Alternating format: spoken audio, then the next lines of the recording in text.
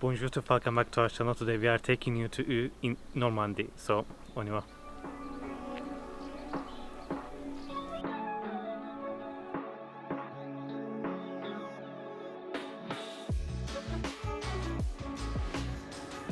Today we are heading out of our region to spend a weekend in the amazing Normandie, one of our favorite places in the country.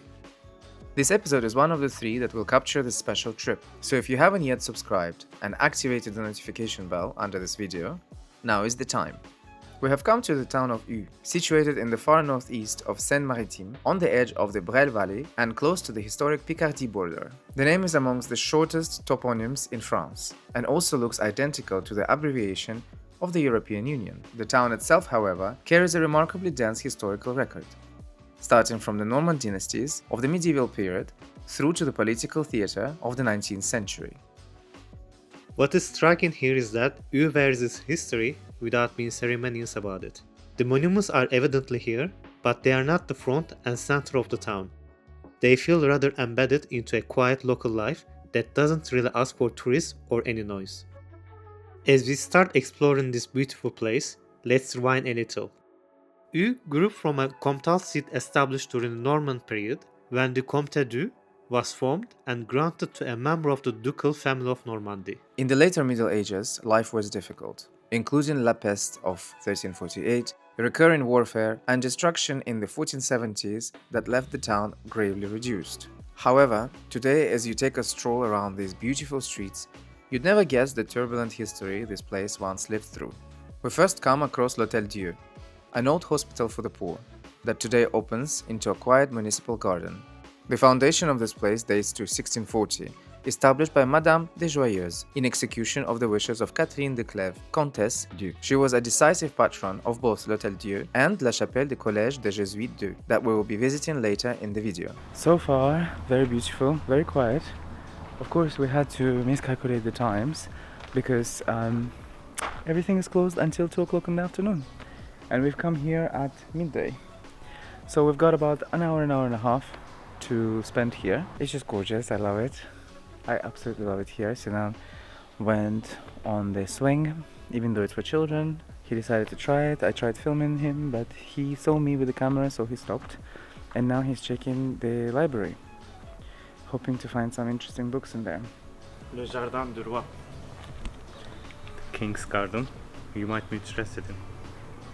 From 1658, Hôtel-Dieu was entrusted to the Sisters of the Order of Saint Augustin, who cared for the sick and the poor here. They remained in service until 1967, providing just over 3 centuries of uninterrupted religious hospital care. Since the 90s, the building's garden became public, but what strikes you the most is a covered funerary enclosure associated with the Augustinian sisters who ran the hospice. There is something striking about the way the everyday life of a modern garden now flows around this enclosure. It is a particular example of the French habit of layering present life directly over historical memory without entirely suppressing it either.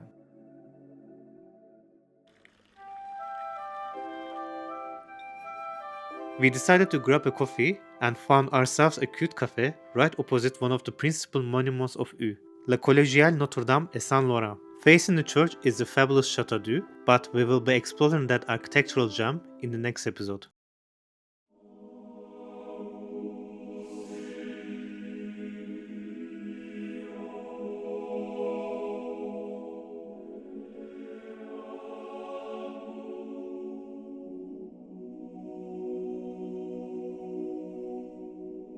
La Collégiale's oldest parts belong to the 12th century, displaying the qualities of the early Gothic, also sometimes called le style gothique primitif.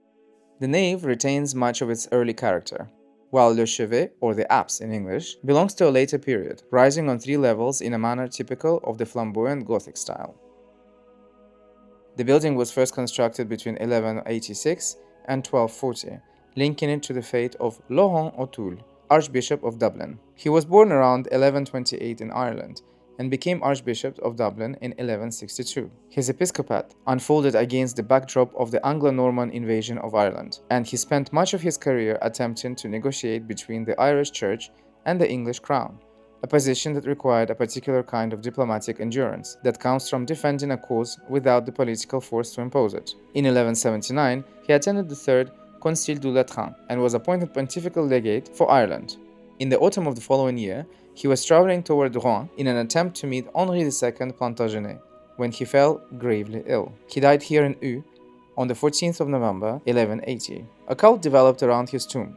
Miracles were attributed to his intercession, and a crypt was built to house his remains in the small church of the Abbey Sainte-Marie until the bigger Collégiale that we find ourselves in was built. Known for his great kindness and his role as a peacemaker, he became an object of a veritable cult of devotion. He was canonized in 1225, and this building took his name alongside that of the Virgin, becoming La Collégiale Notre-Dame-et-Saint-Laurent.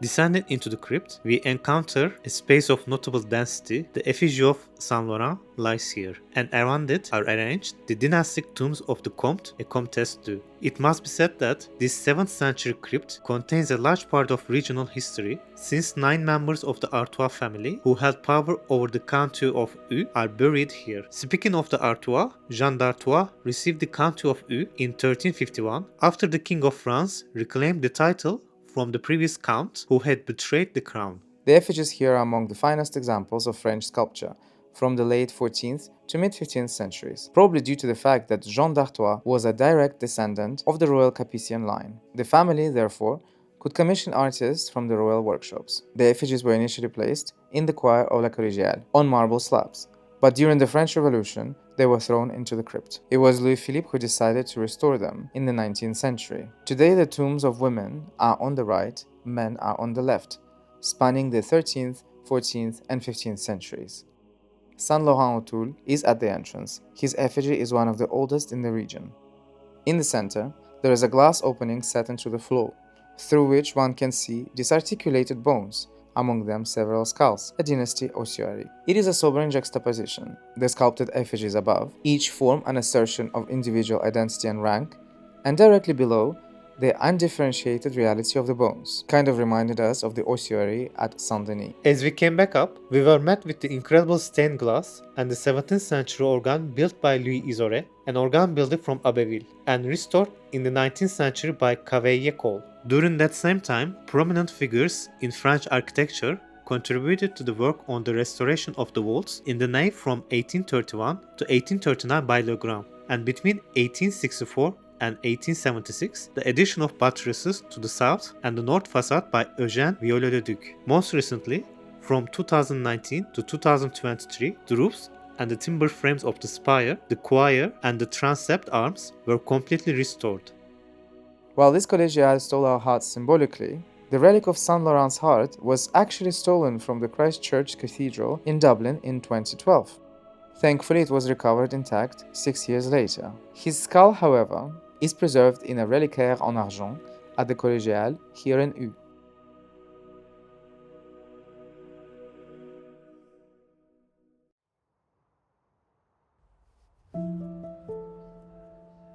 Next, we make our way to the third and final building of our visit today, l'Ancienne chapelle catholique du collège des Jésuites d'Eu. The college to which this chapel was attached was founded in 1582 by Henri de Lorraine, Duc de Guise, and by his wife Catherine de Clèves, Comtesse d'Eu. After the assassination of Duc de Guise at Château de Blois, a story and a place you can learn about in our Blois episode, linked below, Catherine de Clèves, now widowed, commissioned a chapel to be built adjoining the college between 1612 and 1624. The funerary monuments inside, 2 marble tombs facing each other, Henri and Catherine, surrounded by bas-relief and figures in white and black marble, are notable works of funerary sculpture. The Jesuits who ran the college were expelled from France in 1762, and the institution later passed to the Frères des Écoles Chrétiennes. The chapel continued to be in use for a time, before eventually being desacralized. Today it hosts temporary exhibitions, and the 2 tombs remain in situ. As we wrap this episode, we thought about how different a church could feel depending on its sacralization status. La Collégiale still feels whole, like a place of worship, while La Chapelle du Collège des Jésuites d'Eu feels hollow, like a shell of something more meaningful that used to hold its place here.